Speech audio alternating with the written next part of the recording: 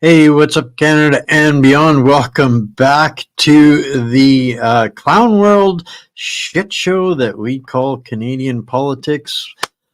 Welcome back. So it's Wednesday, September 4th, guys. Welcome back, ladies and gentlemen, boys and girls, grannies and gators.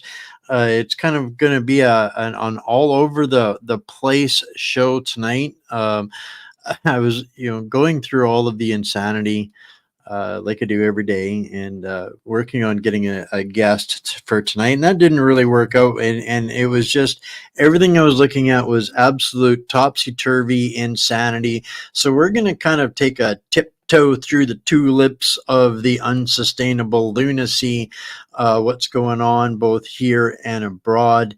It's been kind of a crazy couple of weeks around this show, but as always, guys, this is a symbiotic relationship. I do this every night, and hopefully, you guys find enough value to give it a like and a thumbs up or a heart on X, and give it a share. Get some people talking. We definitely, if I don't do anything else, I do stir up conversations. And we're probably going to tick a whole bunch of those kind of boxes tonight. We're streaming tonight on Facebook, YouTube. Again, they let me back on. I got through my time in the penalty box, I guess. For how long, I have no idea. One more strike, I think I'm gone from there. But we're going to try it anyways, as of course streaming on X and Instagram, Rumble, and Wimkin. So where are we going to start tonight, guys? We're going to start, just a reminder, Substack is where we bring all of the links, all of the documents, all of the extras, the bits and pieces, and stuff that you guys that we talk about on the show here. Everything is included in the Substack for free, of course. As always, the content is always free, and that's where, if you guys want to chew on more of what we talk about, that's the place to go and get everything that we cover. And if you can't find it, the best place to go is whatsupcanada.org, where you can subscribe there. Just click there. Everything is here. Again, just click play. No subscriptions. You can watch whatever you want here, and get plugged into the Substack if you find something that you want to go and dig into. And you can also get a hold of our partners over there. I want to give them a quick plug because our Patriot Switch team's got a special promotion.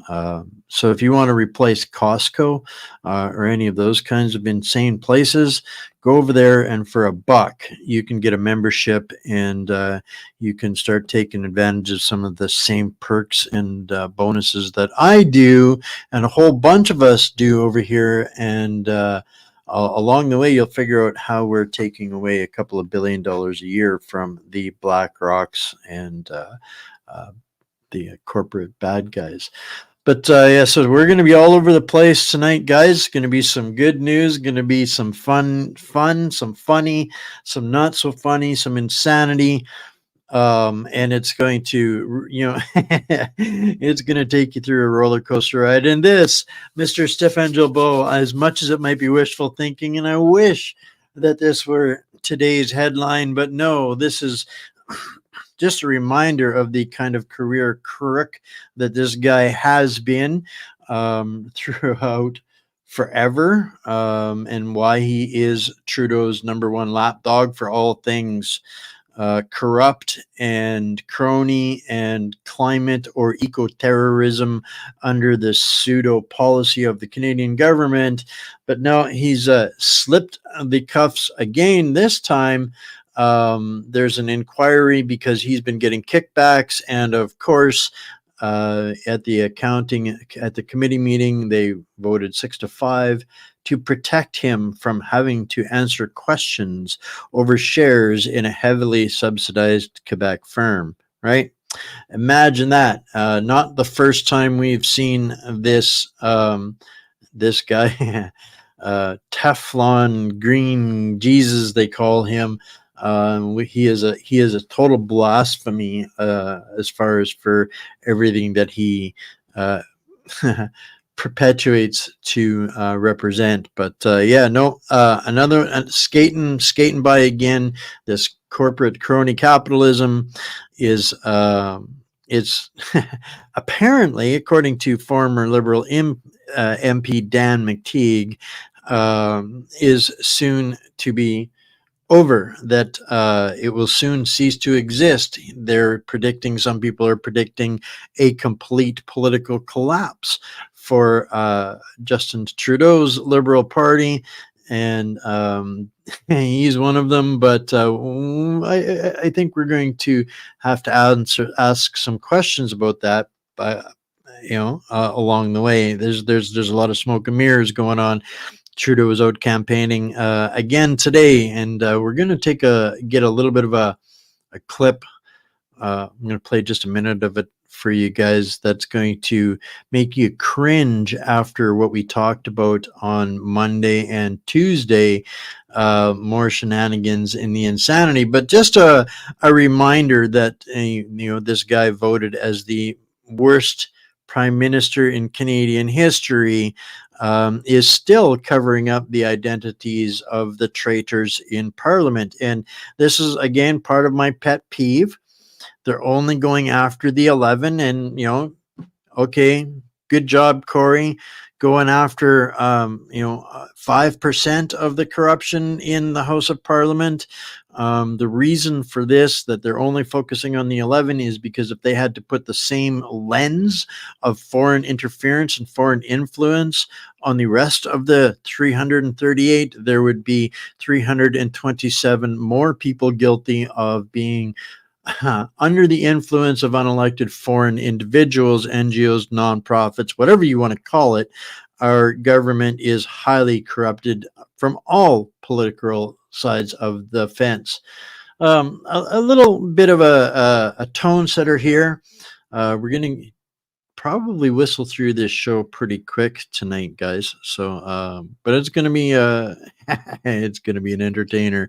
From Ivor Cummins, the Fat Emperor, who was on a show a couple months back. I'm seeing if I can get a hold of him to come back on again, just to compare notes. We've got a little clip coming up from here in a couple minutes, but something that I thought was interesting.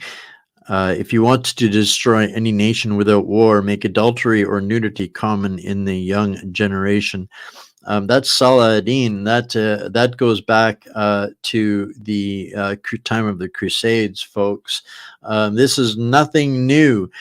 What the culture that they have fostered and manifested and created in our country.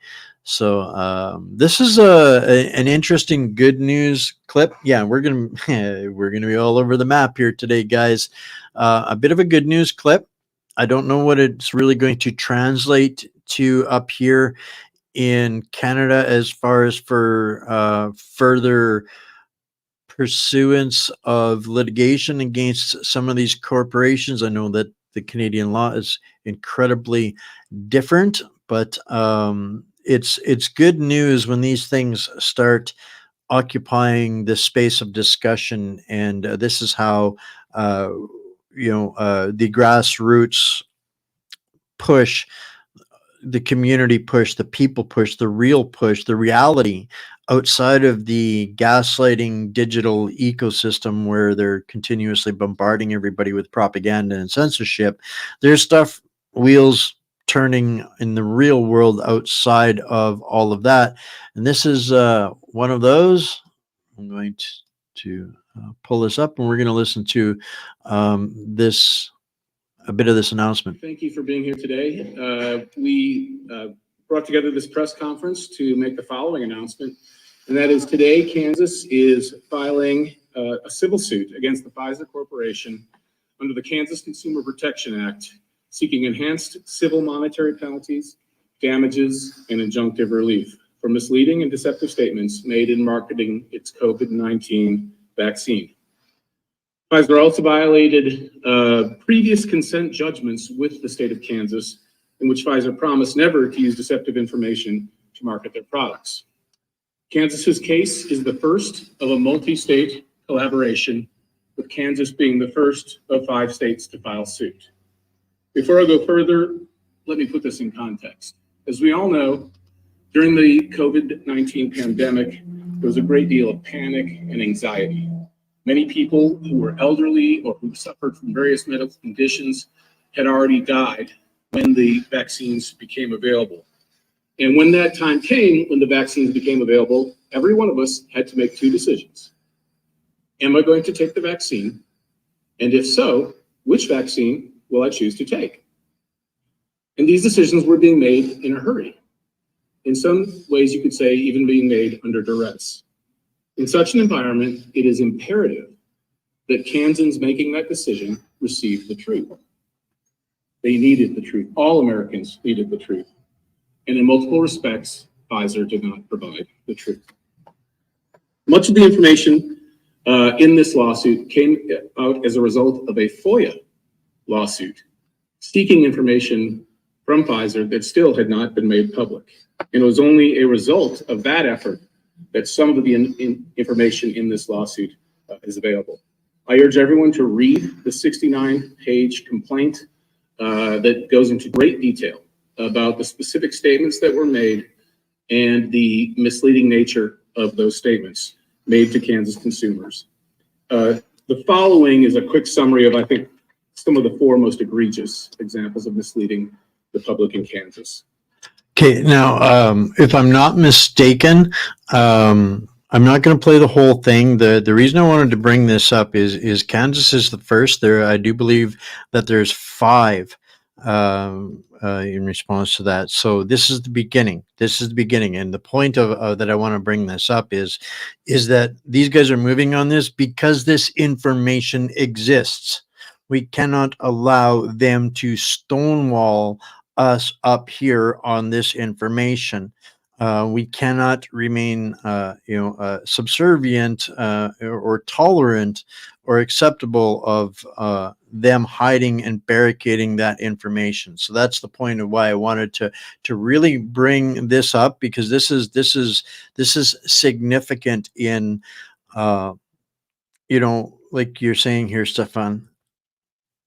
When I had Dr. McCullough on this show going back in 2021, I made a promise that there could be no amnesty. I would chase and hound the truth until whatever they call that, the next court, whether it's Nuremberg 2.0 or whatever the case might be.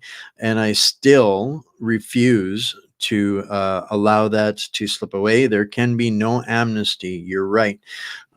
This was a willful event perpetrated against innocent and unsuspecting societies, and there needs to be accountability. Anybody that says, oh, get over it and move on, no, they don't see it wrapping up again. They're going to do it again. 100% they're going to do it again. Why?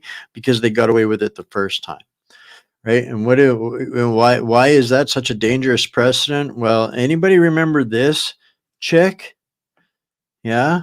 Remember when Canada ignored all the long-term temperature data, claiming it wasn't relevant, and then they went and shredded 100 years of scientific data and rewrote the science, and somewhere along the way, she lost $93 billion.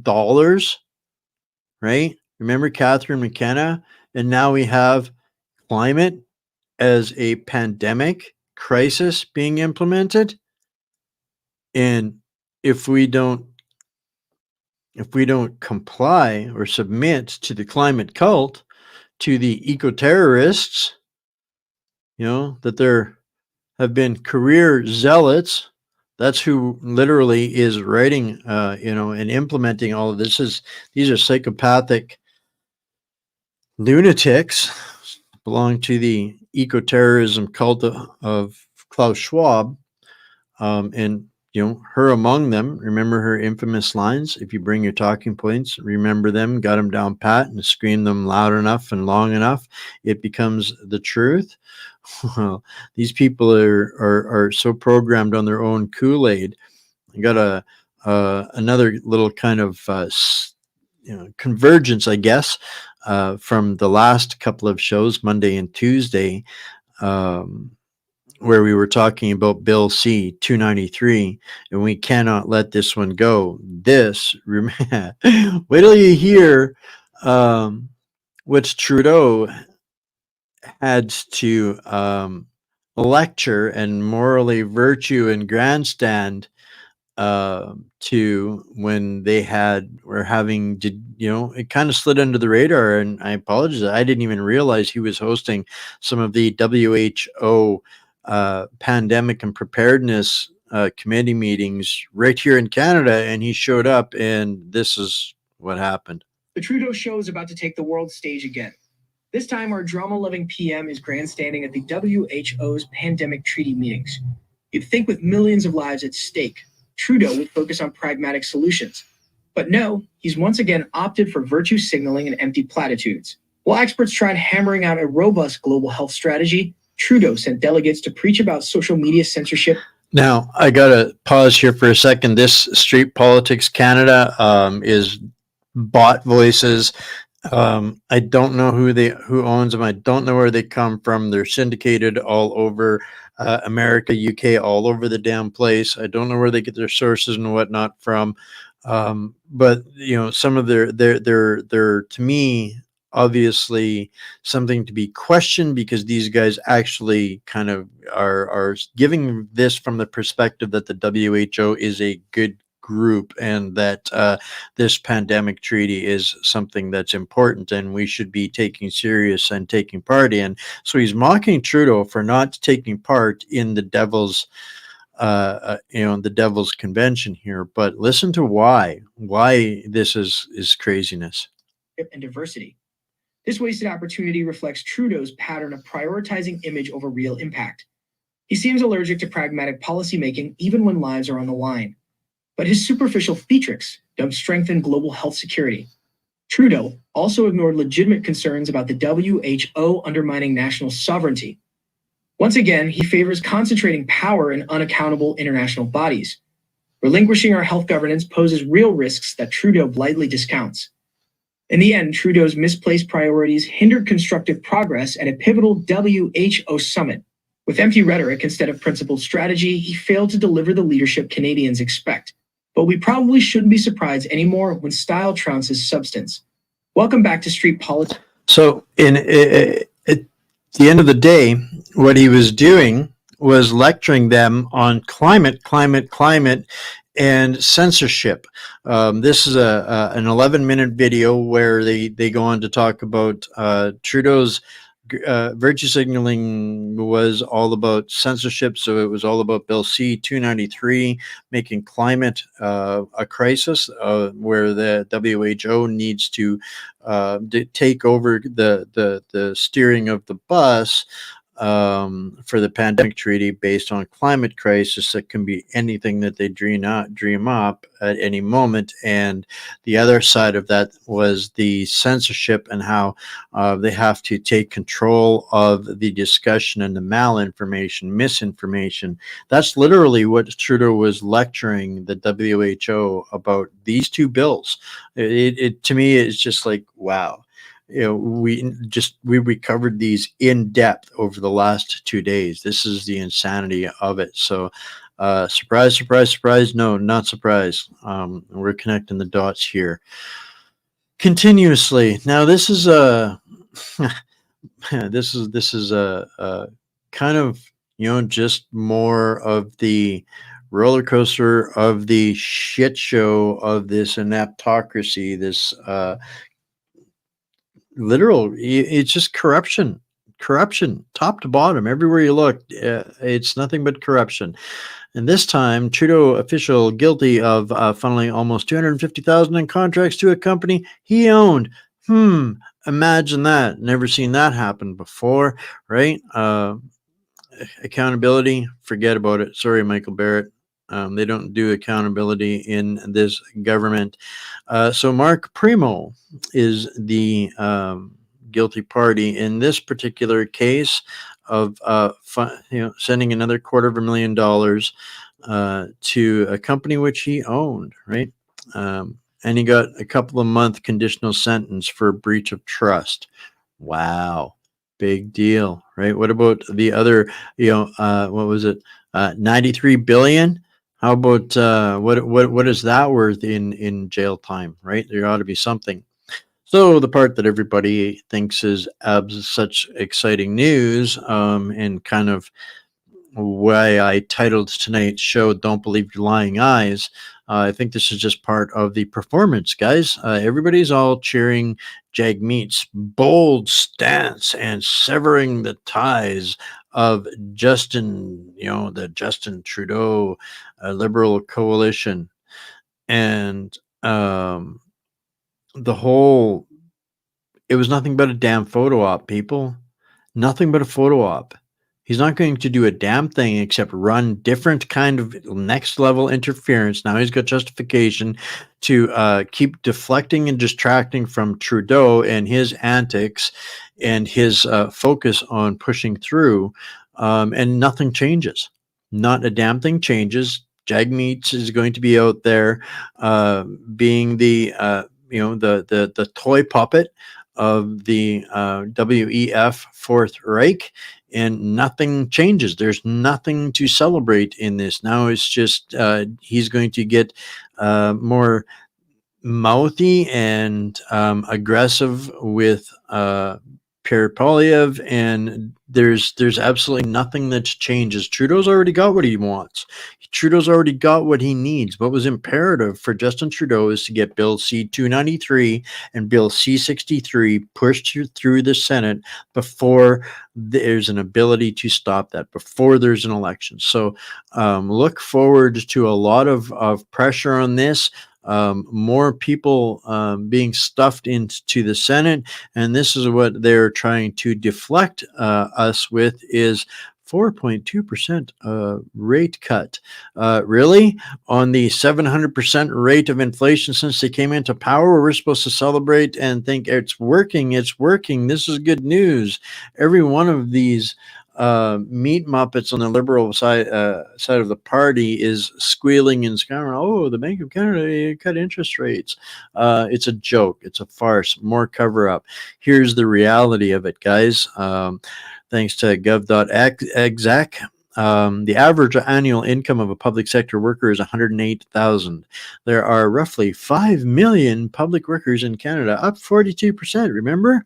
It only costs taxpayers just over $500 billion a year for our own damn bureaucracy and insanity.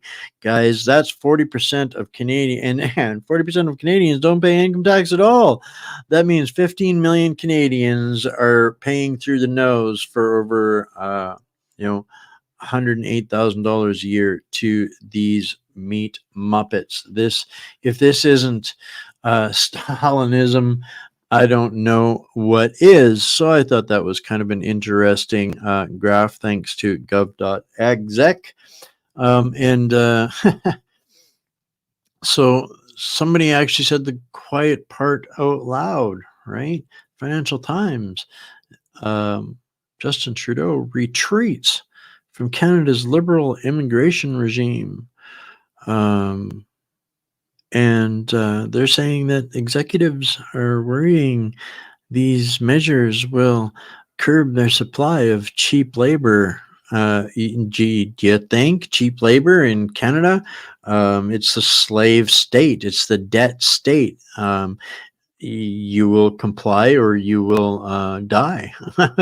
You'll work for, surf. I remember where I did it up, but I did a comparison a couple of months back between the average quality of life between, low middle class people in Europe in the 1700s versus in serfdom versus where we're at now. And you guys know that we work harder and pay more taxes and have a lower quality of life and have less disposable income than the serfs did before before all that. I think it's these are the kinds of things that make me think that we don't need to serve king and country anymore. And it just goes on and on and on and on and on. So we got a 3-minute clip here, and I think this is a big one. When we start adding up all of the money and we just looking at $500 billion in Thank you, Justin Jobs, working for the system. That's 42%. That's a couple $100 billion. 93 billion. Catherine McKenna just loses. These guys are making shady deals with their own companies and corporations, including right up to and including Green Jesus. But here's one I think that we cannot let go either, because this is one that they've been able to get a little bit of traction on, and this is, if this is another one of those. I just can't call them honorable members of parliament. One of those people, to quote Don Cherry, those people that really I don't know how these people get in that position, but they do their service and bidding to Mr. Trudeau quite well. So let's hear a little bit more of this whining and sniveling. The Conservatives are Gaslighting. bent on politicizing a process. If we go through the time, How many hundreds of millions of dollars got stolen? the minister, And it's a witch for hunting in the SCTC, process. responsible for SCTC, identified an issue, acted on it, read the report of the Auditor General, which is at an arm's length person who provides the oversight of our public accounts, of how taxpayers' money is spent, took in their recommendations, and took some substantial steps on how to fix the process. We had witnesses here today from the NRC, and they talked about what that transition looks like. They talked about what the impact of a program like this is on small businesses. They talked about how we are going to improve the system. And that is exactly what our role is here as members of the Public Accounts Committee. Our role is not that of a judiciary. Our role is to find issues and challenges, to take the advice and the recommendations of the Auditor General and others, and to help in improving the process, to ask the relevant questions on what is next.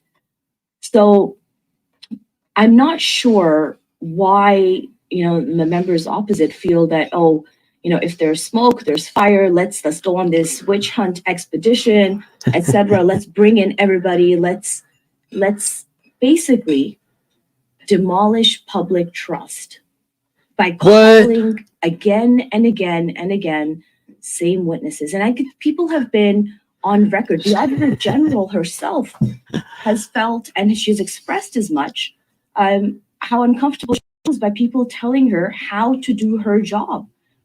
And the member opposite spoke about, getting her to do her job even more. Well, I think that her and her office are arm's length.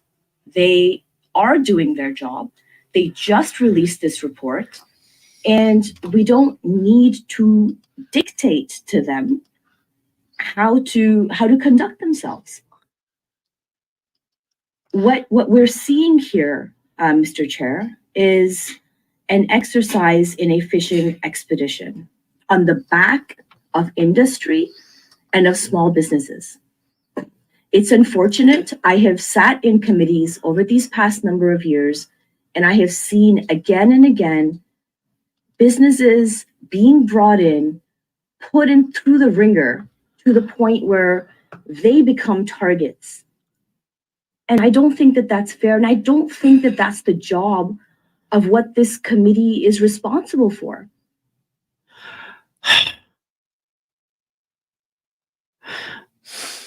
The smugness, the projection, the allegations of asking questions being a witch hunt, that is, to me, just so absolutely and utterly disgusting. Remember when Trudeau campaigned on his party being the most going to be the most transparent and just of of all time. Well, let's take a look in exactly how much transparency there is, having just heard Ikra Khalid. If I'm not mistaken, my hunch, it's just a hunch. Foreign operative, I didn't say that. Foreign influence, I didn't say that. That's just, my brain thinking out loud. Guilty as charged for C-63 when Trudeau gets that stuffed in. But a newly disclosed document from the former RCMP Commissioner Brenda Lucki shows that both former and current RCMP members supported the 2022 Freedom Convoy protest at Parliament Hill in Ottawa. The document detailed by the Western Standard showed Lucki was looking into communications involving members and was actively searching the ranks for convoy sympathizers. Ooh, witch hunt within the ranks. How dare they, right? It went on to speculate, was the situation in Ottawa a failure of the Ottawa Police Service? Did the RCMP need the Emergencies Act to resolve the protests? Was it necessary? While it didn't answer most of these questions, it did note the RCMP was able to resolve numerous blockades in our jurisdiction, all within existing legislation. All records from the RCMP to date have concluded that the Freedom Convoy was peaceful. This was reinforced with the words of Deputy Commissioner Brian Brennan. There was no serious violence in Ottawa, the main reason for the Emergencies Act. The Canadian Security Intelligence Service concluded similarly, stating the Freedom Convoy never constituted a threat to the security of Canada. And there is Richard Mosley, the federal judge who ruled that Cabinet acted unlawfully in imposing the Emergencies Act, confirming it was not justified, because the scope of the regulations was overboard insofar as it captured people who simply wanted to join in the protest by standing on Parliament Hill carrying a placard. This ruling is under appeal. The government is appealing that decision. Yes. Spending more of our tax dollars on that. Yes. Other internal records show Prime Minister Justin Trudeau considered the Freedom Convoy an embarrassment, indicating the Prime Minister's office feared protesters would threaten Canada's international reputation. Canada's international reputation could not be more damaged. It's not possible for it to be more damaged than it is right now. Not the people's reputation, but our country's reputation. Testimony from a judicial inquiry showed that staff were expected to bring the full power of the federal government against the convoy. The world witnessed the peaceful nature of the Freedom Convoy. We brought people together for a cause and showed that Canadians from all walks will stand together when confronted with blatant corruption. It was not us, Mr. Prime Minister, that made a mockery of Canada, and many Canadians are addressing this issue through our courts to ensure this never happens again. So a good article that I wanted to bring up, that it ain't over till it's over, and the game ain't over yet. But for all of those things, we have to take them as reminders that because of exactly what we talked about the last two nights, guys, I am mortally concerned with the power of legislation that the Senate has right now, and it's rigged. The courts are rigged, the RCMP is rigged, the entire bureaucracy is rigged. Now nearly 3/4 of the Senate is appointed by Trudeau's advice, appointed by Trudeau, 3/4 of them. So this is part of what people need to realize is it doesn't matter if these next two bills, or even with this Senate the way it is, who's ever going to be able to have the ability to undo what's being pushed through? Never mind, notwithstanding the fact that for these bills to even get into the Senate, the big tough guy, Mr. Pierre Poilievre, why isn't he campaigning on those? He's not really addressing anything.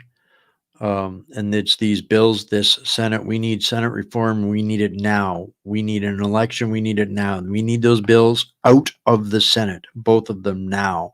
So this is my working hypothesis is that Jagmeet's photo opportunity today is absolutely meant to distract and create this giant fury of enthusiasm, and which it's done. Every conservative candidate is screaming the same words right now, and meanwhile, this useless Senate marches on. It's beyond. I'm glad you brought this up. In its theory, in its insane theory, it's supposed to be a reasonable voice to oversee what gets put through Parliament, but that's not what it is. What it is 105 people appointed that we don't have a democratic voice in, that even if 100% of us supported Max, if Max won the prime minister and 100% of Canadians supported Max, and Max put through a bill with a resounding support of Parliament, it would get to these meat muppets, and Trudeau would be sitting there in the background eating his apple, going like this. That's the power the Senate has. It is absolutely an abomination to democracy, and it has been 100% corrupted. And right now it is legitimizing crimes against Canadians through these evil bills, C-63 and C-293. We need to really make it our mission over the next couple of weeks that to make those the number one campaign issues. Pierre needs to, we need to be all over the Senate. We need to be all over every wannabe politician. The Senate's got to go. There has to be reform. This kind of unelected or undemocratic power is just not acceptable. Justin Trudeau cannot have that kind of legacy to the infiltration on the unit party policy under the WEF Fourth Reich. It's just beyond anything that can be tolerated by anybody, and Bill C-63 is going to make it unequivocally criminal to object to it. So there's a 4-minute clip from Ivor to the Irish people. He was out doing some town hall speaking, so this is a little clip of it. If you're not following Ivor, I suggest you do. Trudeau here, the comparisons I think are parable for folks, and this is again just to let everybody know, you're not crazy. You're not crazy for resisting this insane oppression. And remember, we owe our captors no allegiance. It's actually, I think it was kind of a thing. If you were caught in a prisoner of war camp, it was your duty to resist. Well, dudes, dudettes, ladies and gentlemen, boys and girls, grannies and gators out there, we have been captured, and it is our duty to evade our prisoners and to not resist. So here's Ivor. But they have a problem. What could undermine all of this amazing, lovely, humanitarian, nice stuff? Misinformation and disinformation. So you know the story. Ding, ding, ding, ding, ding. People actually talking C-63, Justin Trudeau. Because, Pandemic as you can see here, preparedness. If you just look at it, talk about it, you can see the whole thing is fraud. And then I'm sure one of the bright guys in there said, well, if we just go after misinformation, disinformation, there'll be a lot of pushback, and people say that's free speech and all. What can we put in that people stick it in there? One of these things is not like the others, but we shove it in there, shoehorn it in, and it's stuff that people might say, well, actually, yeah, I don't like that stuff. Easy. Hate speech. Hate speech does not fit at all with this, but they shoehorned it in. That's why the hate speech laws. Our Prime Minister the other day, Islamophobia, hate speech law, that the wording, Bill I C-63. literally can't believe they wrote it, the Irish hate speech law. It's just beyond shocking. It's literally Minority Report, future crime. If you were caught with anything, One policeman, based on one word, can come to your house and take everything from every person in the house, electronic and otherwise, demand PIN codes if needed, and it's a crime not to give them. And anything that's found that is hateful, which is not defined really at all, the onus is on you to prove that you would not in the future have shared that. They completely just threw away innocent until proven guilty. They threw away everything, and they wrote it. And he says, by the end of this government, we're going to get it in. But twice they failed. You see how important this stuff is? They're pushing it through against the wish of the people so hard when usually politicians just dump stuff when people hate it. They don't bother. They can't dump it because there's a huge hand from above right up their ass saying, Meat you have Muppets. to get that in. It's imperative. So now you see how it works, you know? So, oh, this is quite dark. At a time of rampant misinformation, look at this slug. Climate denial and tax on human rights, tying it in with stuff nothing to do with it. We need education systems that distinguish fact from conspiracy. Instill respect for the science. Yeah. And celebrate humanity. Come on. Ugh. We all need to become nice weather activists, and we need to uproot the system because, you idiots, the system currently protects you and gives you a good life. And our system, well, if we're going to bring it in, we got to uproot your one. And what's more, we want your kids to uproot it for us. Hence, we use this thing to get to your kids because we probably won't fool enough of you adults. That'll do it, folks. I'll release more of my various live performances. So yeah, he's really basically what's going on there in Ireland. Exactly what they're implementing here in Canada. This one here is a graph by Naya put up today, and it's just disturbing, and it kind of really just pulled this up so that I would have a reason to put it in the Substack for everybody tomorrow, about the $1 billion that you're giving to give free drugs to addicts instead of doing something to help them. $1 billion. $1 billion. How many billions have we covered through here tonight? I saw a comment there. Who is he? That is Ivor Cummins. He was. We had a great chat here. Probably be 3 months ago now, but yeah, brilliant guy, on point all the time. He used to be a problem solver for these giant international corporations.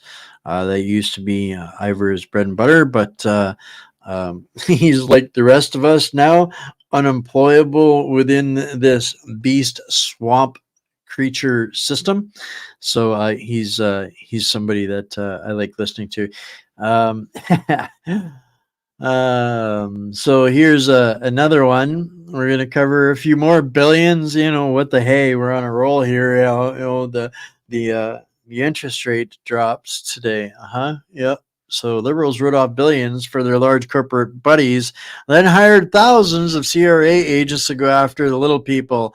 11 companies received $1.2 billion in government write-offs. Nope.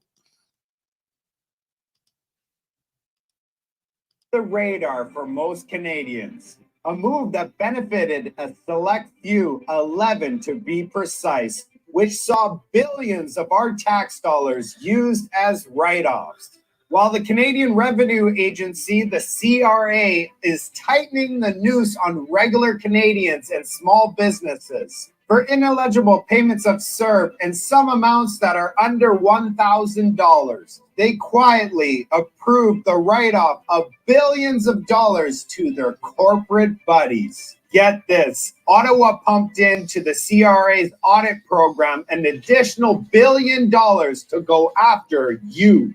More staff, more audits, more pressure. Yet large corporations just walk away with millions upon millions in write-off. Here's where things get interesting. These 11 companies are protected, so we have no idea who the companies are that are receiving these handouts. I really want to know who these companies are. Are they lobbyists? How are they connected to our government? It's actually incredible that these companies are getting hundreds of millions of dollars in write-offs, and the CRA is going after these small businesses and people for pennies. It should be the other way around. The small businesses and people can't afford the extra couple $1,000s, but these corporations are making billions. They could afford to pay a little bit more. And then you get the CRA saying, guess what? This is part of normal procedures for us, citing reasons like bankruptcy, financial hardship, and or extraordinary circumstances. I've added all the numbers up. What kind of extraordinary circumstances would require a $5 billion taxpayer-funded write-off? And the $5 billion was to the corporations, while small businesses and normal people in Canada get hounded and attacked for just pennies. We need to know who is benefiting from these write-offs. We, the public, need to know. They need to reveal where all this money has gone and which are the 11 corporations that received a total of $1.2 billion. Transparency matters. Accountability matters. Our voice matters. So they destroyed the economy, made everybody take the CERB if they wanted to survive, and now they're going after everybody and giving, you know, their buddies $1 billion, cut more billions of dollars in tax deductions and write-offs while they're going after the middle class. Does anybody know what the kulaks are? Who the kulaks were? Operative word. Destruction of the middle class, genocide, starvation, food chain interruptions. I think we kind of covered a bunch of that they, were giving themselves the rights to do with that Bill 293. So pretty diabolical. Diane here, excellent comment.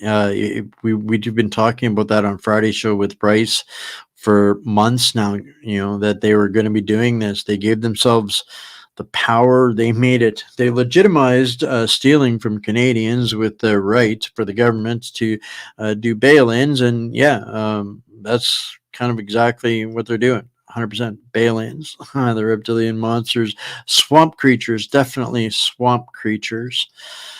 More like 1984 than we first, that's going to be up for another show here real soon. When you look at there's a scrolling timeline of Orwell's map of conflict for the movie 1984, and it's uncanny, right? Most people, they lose their shirts to the CRA, the IRS in the US, and the CRA up here. And now they want their money back, everything that they give out to small businesses, middle class. How much expense was crushed back onto small businesses, small mid-sized businesses? Right. I got to whistle through some of this. Holy mackerel. I got a whole bunch more to go here. So here we got a post from Tristan Hopper. This is going to be another inflammatory discussion point here, guys. I think this is more of the gaslighting that needs to be addressed, the insanity, the abuse, the psychological abuse, and the justification for more of the crimes that they're trying to perpetrate against people that have no crime, have committed no crime, and the permanent victimhood. This insanity has to stop. We have to end this subjugation to the lie. Now, this is from Tristan Hopper. StatsCan data from last year shows that 86% of homicides of Indigenous women are by other Indigenous men. Here's the report saying that if you notice that and use it as part of a policing strategy, you're a racist. Well, this overreach and the reasons why they need C63 to silence us and to shut us up, this is one of those conversations. We're not allowed to talk about who's doing the majority of the crimes against the Indigenous women, because that makes us racist, makes the police racist if they try to do something about the crimes.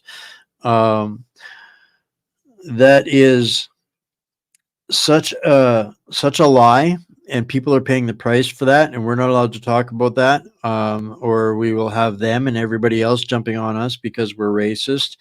And meanwhile, lives continue to be lost, lies continue to be made, and now they're actually going to start making, they're talking or trying to push through to make it denying this a crime.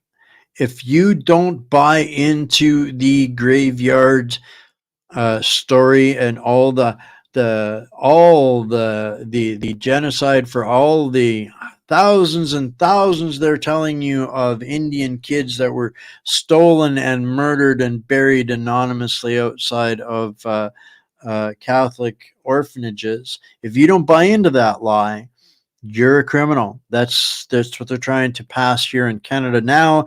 That is the same crime in their minds as denying the Holocaust. So the Indian Holocaust, denying that is like denying the Jewish Holocaust. And there's some people that are pushing back, rightfully so, and I support Jim McMurdy. There's a little bit of a story behind Jim McMurdy. He was a former teacher who would not tell the lie, and he lives right there in Kelowna. And he's creating controversy and discussion, and I applaud this man. I'd like to have him on a show and talk about this, where he's ordered a shirt created, and I'm guessing that he had somebody do this or knows somebody that did this. Where are the bodies? Right? Cost him $42 and his teaching career because he dared ask the question, where are the bodies? And Mountain Man, this is a story I've covered here before. I had another friend who actually did the research, called the institution, called out the people that supposedly went and did penetrating ground search radar, all of that, debunked the whole thing. There are no bodies. And it's they make this whole fabrication of this story, unmarked child graves. Well, no Indigenous culture here ever marked their graves, and this whole story is a lie. They are using it to divide and conquer us anymore. We must pay for the travesty of colonialism because we're white, we're bad, we took part in this, and if we don't prostrate ourselves to this, then we are evil and we are racist. I want to pull this up because Marianne, I lived in Wetaskiwin for 10 years, and that isn't the worst place that I dealt with Indigenous crime. I grew up in a place called High Level, surrounded by 9 reserves. This is not a place that buys the lie. This platform, they haven't found the bodies because there are no bodies, right?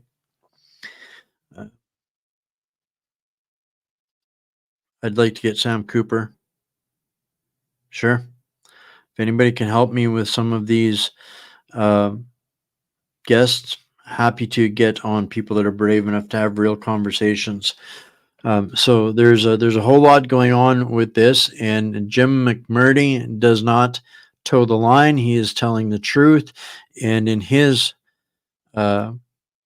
he's going after more of the gaslighting, because this is exactly more of the gaslighting that they're trying to justify us as bad. We need to take their UNDRIP rules. Yep, exactly. This is slow creep, as you know, Colonel Redmonds was talking about yesterday, mission creep, to keep furthering the agenda, turning up the heat, the divide and conquer. There is no organizations, or there is nothing as corrupted, in my opinion, as the the people that control the majority of the Indigenous people, and the multiple tiers of society in Canada that it has created and manifested is absolutely a travesty. A travesty. But Jim McMurdy is being persecuted for discussing this, and it's ill-equipped to provide accountability for Indigenous people in the face of genocide. Yada yada yada. He's calling out an article here. What about accountability for the millions given to the Kamloops band to dig?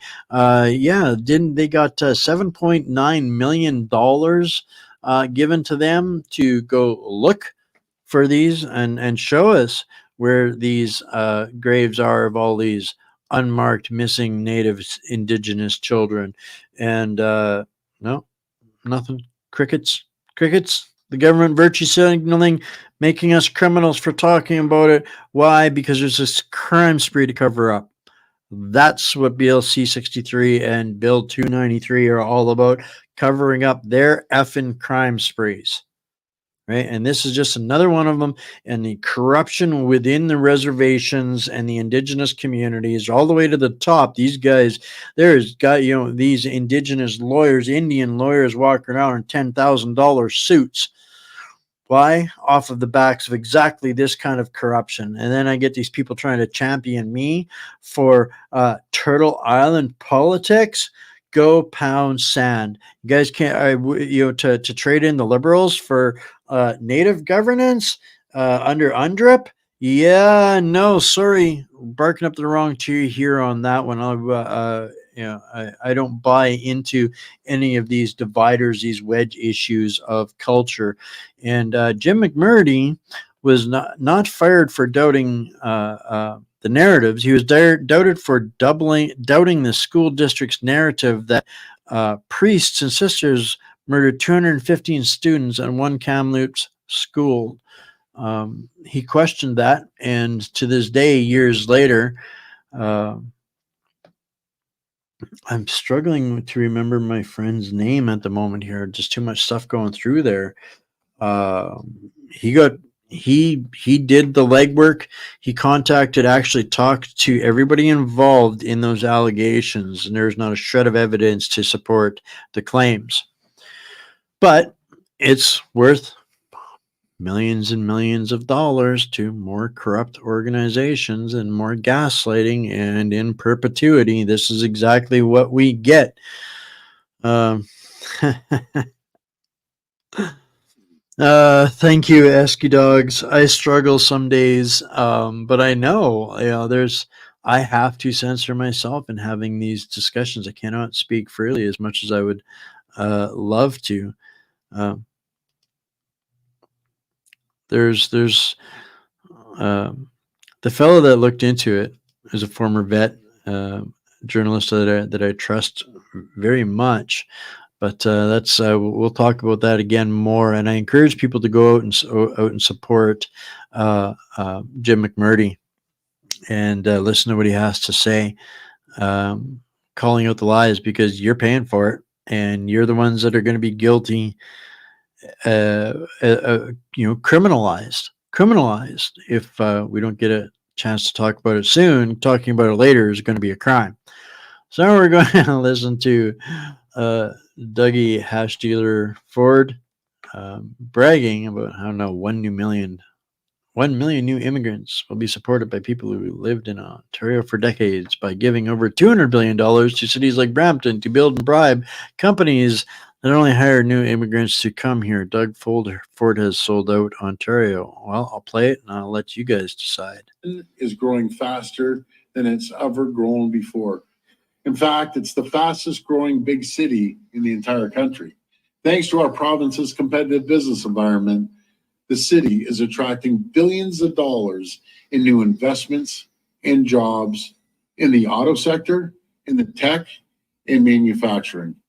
But while this growth is just incredible, we have to work to do the best we can to make sure that we build the infrastructure needed to support this growth and ensure it's sustainable for generations to come.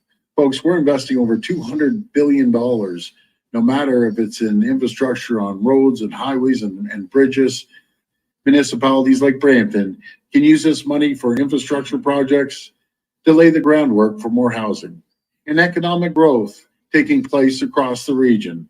Friends, it's so important that we get shovels in the ground for new homes in every part of this province to meet and exceed your housing targets and to bring the dream of home ownership into reach for more people.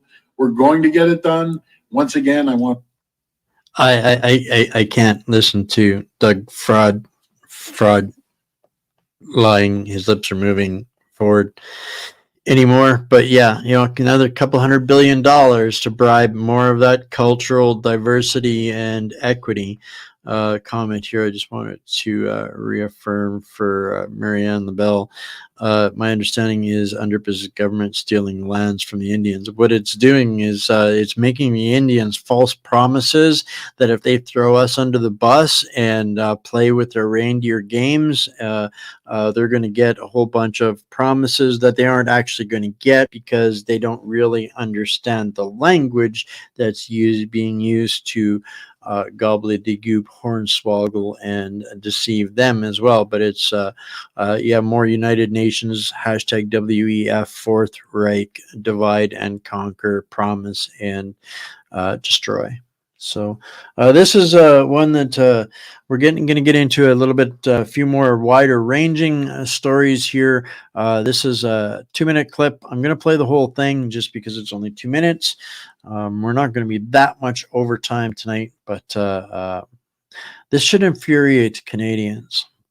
It really should. And we talk about the corruption within the justice system and how it's no longer safe for Canadians, the deaths going on, the problems with this cultural enrichment. This one should infuriate folks.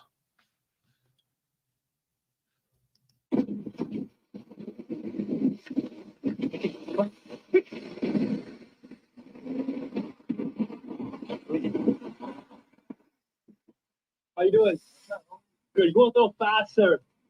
124 to 110. Fandor Rigo. Oh.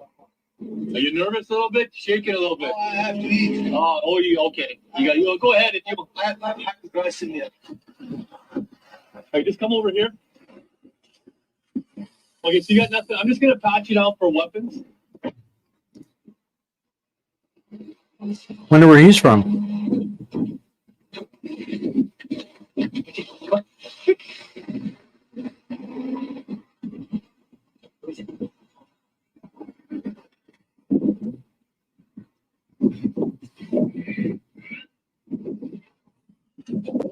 Good girl.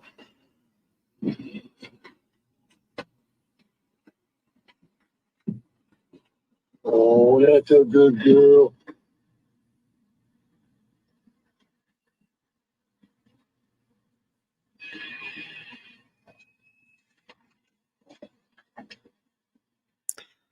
$27,000.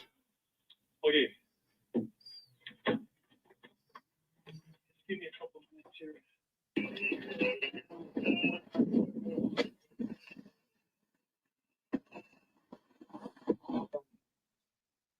We can't, how should I do it? That's the truth. You got me with that pencil. That's fine. That's sweet. You ever heard of a mule? A mule? What's a mule? A mule that carries the. Admitting to being a mule. The judge ruled that the integrity of the justice system outweighed the evils of fentanyl trafficking, and he was let off. 27,000 fentanyl tablets. And with that accent, that dude was not born and raised and grown up in Canada. So this cultural enrichment mule program walked away. The only good thing, I guess, is they got 27,000 tablets off of that didn't make the street. So I mean, there's be grateful for some lives saved for whatever that's worth. But really infuriating to me. Really infuriating with the justice system. This one here is just and just another the gaslighting for hero on this one for me, and almost all of the things that we shared tonight. And I guess the Substack is going to be full tomorrow. It's all about gaslighting. They're lying to us about every damn thing from every perspective, every angle. And here in Vancouver, one man killed, another gets his hand cut off in a violent, unprovoked, stranger attack. Stranger attack.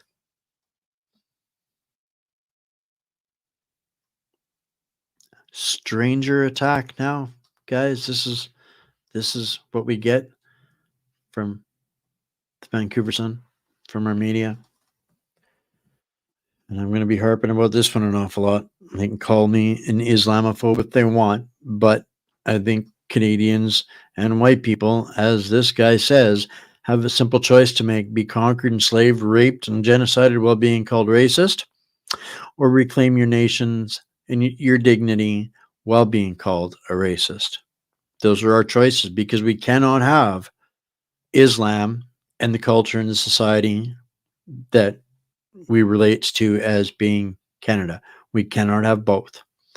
And there needs to be a decisive choice on this and given us, and that needs to be decided on by Canadians, but that's going to take some decisions from within and deciding what you're going to do to peacefully object in light of the, what we just heard from Mr. Doug Fraud. So we've got a couple of gems to really wind you up. Right? Stranger danger. Remember that? Integrity of the justice system. Exactly. Yeah, our rights to safety doesn't matter. His right, because it wasn't clear that the dog had the rights to say he had drugs in the car, right? And probably some questions that need to be asked of that judge, and it should piss people off and mock us. Yep. Right. All right. So a couple of real short gems to remind some folks. You're gonna love this. You're gonna love this. Some throwbacks here. This one's just 1:09. I want to watch you guys wind up. 90, which was 2 years before the independence of Ukraine. That was it was an offshoot of the foundation in Russia. It was a set up cultural initiative foundation in the Soviet Union in 1987. And then oh, look, who's that? Branch in Ukraine in 1990. Well, I think I can take a historical perspective, because I was very much involved in the collapse of the Soviet system. That was my debut as what I call myself a political philanthropist.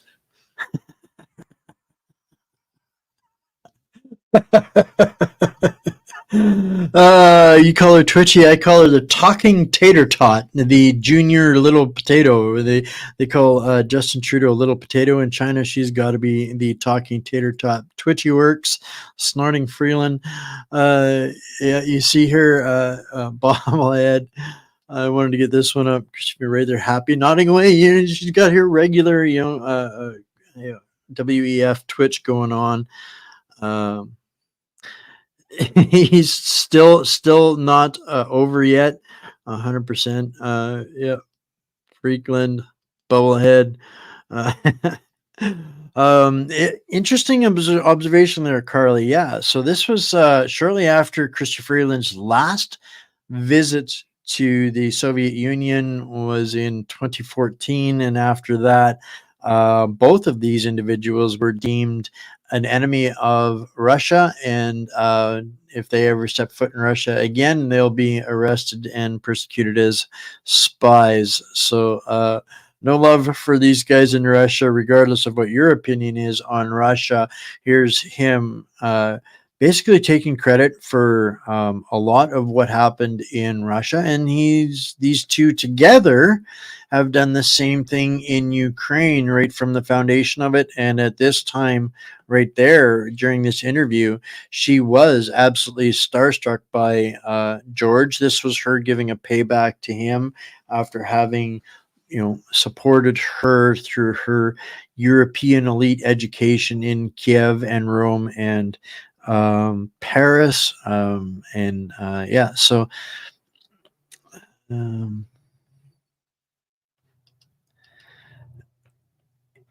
it was actually Stephen Harper that placed her over there to help rebuild the Ukrainian justice system, and where Uncle Klaus or Uncle George became a good babysitter, perhaps, or mentor, however you wanted to say that. Yeah. There you go. Perfect moments to pop in. Thought you guys would love that little clip, but I'm glad you liked it that much, because guess what? I got one more. This one's just a little bit longer, a little bit more incriminating, and some things that will be in the Substack again tomorrow. Enjoy. These guys are swamp creatures, literally swamp creatures. Was that George civil society in action? You've been working on helping to build civil society, trying to build it, often frustrated in the former Soviet Union, in the Soviet Union. I know I first met you in Ukraine in 1990 when you began those efforts. I think there are reasonable discussions to be had as to whether she's actually an on-the-books CIA operative or not. At this point, she was masquerading as a New York Times journalist while she was committing acts against the state of Russia before she was given her ground appointments in Canada. There were many years, I think, when it seemed it was all useless. Does it say something to you, teach you something about open society, civil society building? Well, yes, because basically, in many ways, I set up the foundation in Ukraine in 1990. Which was 2 years before the independence of Ukraine. That was it was an offshoot of the foundation in Russia. I set up a cultural initiative foundation in the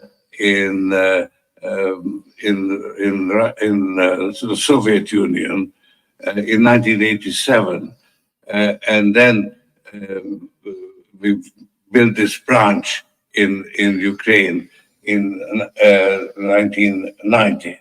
And it worked so well there. The foundation, one of the things that the foundation did, gave a lot of scholarships and supported civil society. And the maturity of civil society 25 years later is, to a large extent, the work of the foundation. Yeah, and I will just offer my own personal testimony here. It's actually amazing in Ukraine, the new Ukrainian government, the new Ukrainian leadership. Everyone who I know in that group has been touched somehow by open society and by Jordan, like literally, either people personally got a scholarship or someone, their wife got a scholarship. It's a really remarkable thing. Well, this was, for me, quite an experience to see this, and I didn't. She's not really, saying who exactly, the Banderites. If you don't know who the Banderites are, you ought to. That's was the reaping of the benefits. Realize actually how much, how big an effect it has had over a 25-year period, because those were students. 25 years later, they were leaders. So George, the way you describe Ukraine, and that's where my own sympathies lie also. Oh, you nailed it. You nailed it, Jody. Cringe, cringe, cringe, twitch, twitch. So they declared themselves a country with the collapse of the Soviet Union, right? That was, and this is where George is so proud of himself that he helped collapse the USSR and helped establish Ukraine as a nation, or declare itself as a nation, but with never actually having gone through the process of actually seating a constitution or becoming a sovereign country. So all of, again, these lies of our politicians here claiming, defending, sovereign democracies, territory, and all of that, blah, blah, blah, blah, blah, blah, crap, a total lie and fabrication. The Ukraine was overthrown by an actor who plays the piano with his ding-a-ling-a-ling-a-ling, funded by Joe Biden and NATO and the WEF. Parasites, absolutely. Touched, that's precious. Yeah. This was kind of an opera house setting. It was, U.S. funding, and America, we need to start, refining our language on that, because it's, when we say U.S., it was American people, but it's this very small group of American oligarchs. So it's not really the United States. It's not political U.S., but they own the politics in the U.S., or a good portion of it. So it's the rich, evil meat muppets, controllers, the controllers of the controllers, the people that control the politicians. So there's even our mercenary media here in Canada was reporting about the Canadian government funding the Banderites and the Nazis in the Ukraine all through the 2010s, 2011s, all of this period of time, when they were manipulating and nation building in partnership with George Soros. So yeah, there's a lot of that going on, that's been going on across both parties. Sorry, Linda, you'll have to send that to me. I can't pull that up here where I'm at right now. So yeah, she wrote George's bio. They're besties. Uncle George has looked after her, and this is another one of those things. They only want to look at the convenient foreign influence. It's just such an insult to our intelligence. Canadians deserve so much better. But back to this. Is incredibly appealing. It maybe is another one of these fantastical objects, but not all Europeans agree with us. The leader of your own homeland, Hungary, has described Putin as a role model. We have political leaders across Europe. We have the Greeks right now making trips to Moscow. We have in France, Marine Le Pen having close contacts with Putin. How do you explain this influence, this appeal that Putin has in Europe? Yeah. Well, I think I can take a historical perspective, because I was very much involved in the collapse of the Soviet system. That was my debut as what I call myself a political philanthropist. So, all right, I didn't realize that was the end of that clip, but yeah. So, yeah, there's a lot going on to that. It's been absolutely destroying the countryside and removing, both sides of Christian generations, for sure, that, are being eradicated, for political means of monsters like these swamp creatures sitting right there in their own personal, um, these Banderites have always hated Russia, and yeah, they to them they're not allowed to exist. This talking tater tot would, she has the same level of disdain for Russians as she does for Canadians. Is the best way I can say it. Chrystia Freeland, Nazi granddaughter, and Hillary Clinton explained that Ukrainians are dying right now so that NATO could send a message to China. Let's Now, hear. I agree with you, Madam Secretary, that the single strongest message of deterrence we can send to China is a decisive Ukrainian victory. That is something. That is the message that says to all the world's dictators, you know what? Democracy is prepared to fight back, and democracy can actually win.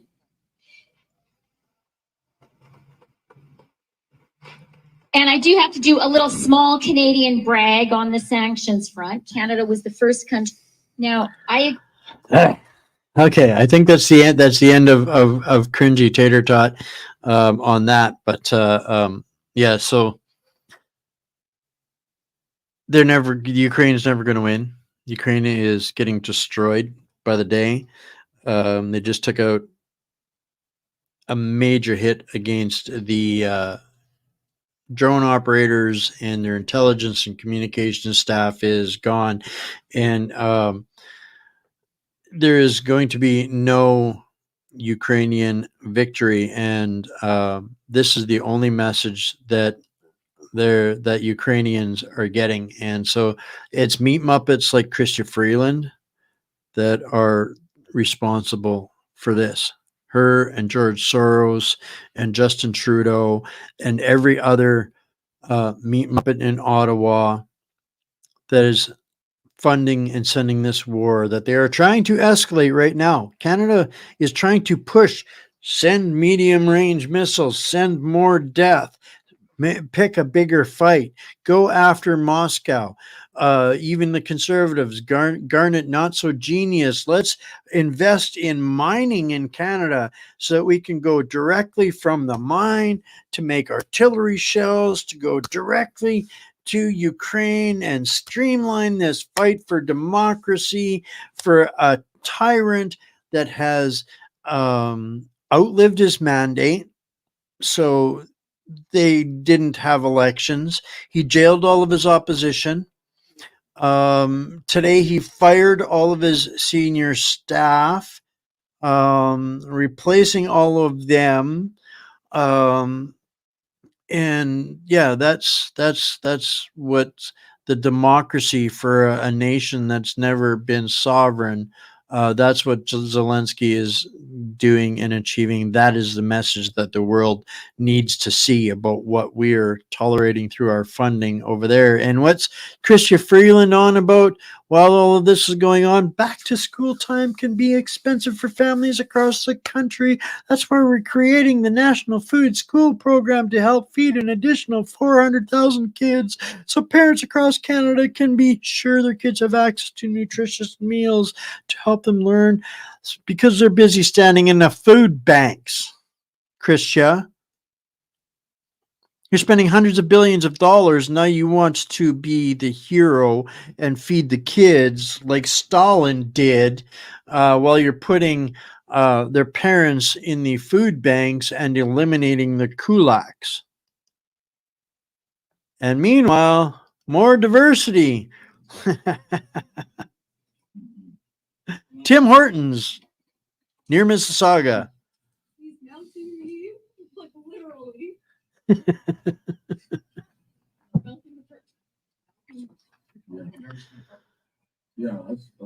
Check this out. This guy's determined.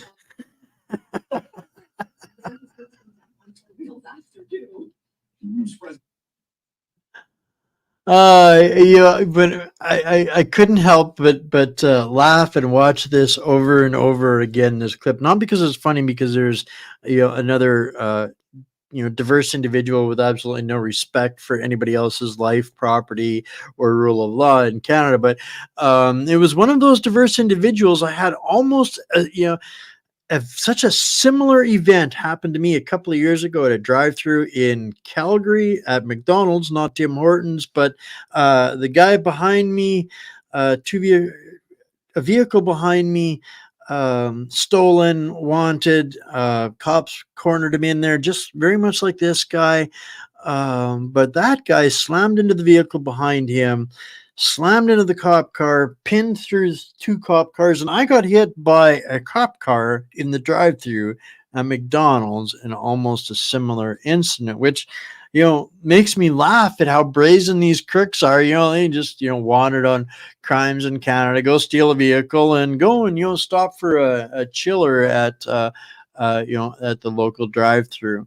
So I'm going to skip over that one for tonight. We'll get to that one tomorrow instead, folks. But something that came up today, and I thought you guys would all be incredibly interested in.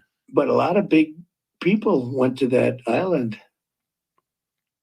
But fortunately, I was not one of them. It's just very strange for a lot of people that the list of clients that went to the island has not been made public. Yeah, it's very interesting, isn't it? Probably will be, by the way. Probably. So if you're able to, you'll be. Yeah, I'd certainly take a look at it. Now, Kennedy's interesting because it's so many years ago. They do that for danger too, because it endangers certain people, et cetera, et cetera. So Kennedy is very different from the Epstein thing. But yeah, I'd be inclined to do the Epstein. I'd have no problem with it. So Trump is saying he'll release the Epstein client lists, and we all know that pretty much the only reason it hasn't been released is because those are the guys that are controlling the controllers behind the scenes, right? Pretty much, basically. So that's why they haven't released it yet. And Trudeau's on that list. He's on the client list. And meanwhile, here in Canada, more of your another close to $750,000, folks. Sorry about our luck. But Trudeau's buying influencers. So all those bots, Twitter alone got $682,000 worth of bots for y'all. And I'm going to close this off with this 2-minute clip from Neil Oliver, just because I like Neil Oliver. I think that we're on the same page on so many different things, and I really would like anybody's help out there that might be able to connect me to have Neil on to have a discussion on our platform with us. So you guys will love this one. I had simply thought in my naivety that by now people would have said no, that there would just have been some kind of collective and unignorable statement that we'd had enough, but no, it's a shame, isn't it? Because I feel the same. I think that the protests are worth it for getting people together, and the powers that be do notice them. They pretend not to. Media blanks it all out. I know, because I was on all of the lockdown protests, through that time, and it was blanked. Apart from, bless it, GB News, have to say, I remember being on your program and we showed some of the video. But it gets people together and it makes them realize that they're not the only ones. But we do need more. We're not good at revolutions in this country. It's not so, we're not like the French who, do it every couple of centuries. But isn't it possible, though, that there's some kind of brinkmanship going on at the moment? That the authorities, the state, is preparing people for the denouement, that you can protest if you want, you can know the truth if you want, you can speak facts if you want, but it won't make any difference. There's nothing you can do about it. Well, that's certainly the way they'd like us to think, definitely, but I don't feel that that's the reality. I think that they, and I have to sort of put in inverted commas because I'm never terribly sure who I'm talking about, but deep state, the state and the deep state, those who seem to be in power, I do think they're actually more afraid than they're giving out, really. Bingo. I think they realize that they are losing the battle. I think they realize that more and more people are waking up about different aspects of life that we've been lied to about. It's not just COVID, it's the sort of climate, it's gender politics, it's all kinds of, the financial stuff, economic, and we are waking up. They do know that. So I think that the issue now is that we who are awake, we don't realize our power, and we don't realize actually that we are the majority. We really are the majority. And I agree with you that ideally we need to get together to do that. One of the things that stops us, I think there are a few things that stop us. One is just inertia, but another is the fact that people are struggling. They're struggling, they're spending all their time trying to earn money, trying to keep things going, trying to keep the family going, just trying to keep their heads above water. I think she nailed a whole bunch of different things there. People are dealing with 6 jobs and 45 bills just to keep a roof over the house and food in the belly.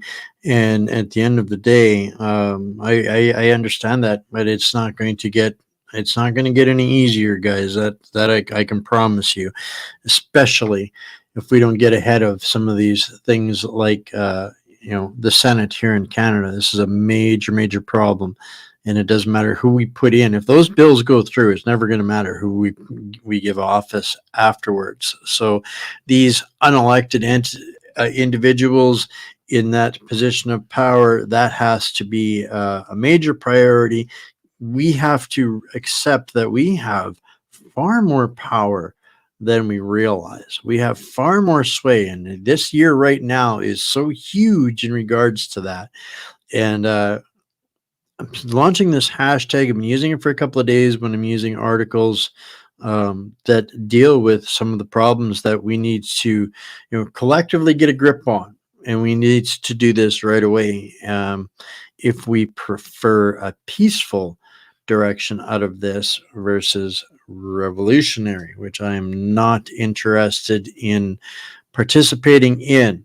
So that's it for tonight, folks. That's everything and then some. Again, another half hour longer than I intended to be. If you find some value, please hit that thumbs up button or the heart button wherever you're tuning in from. It does make a difference.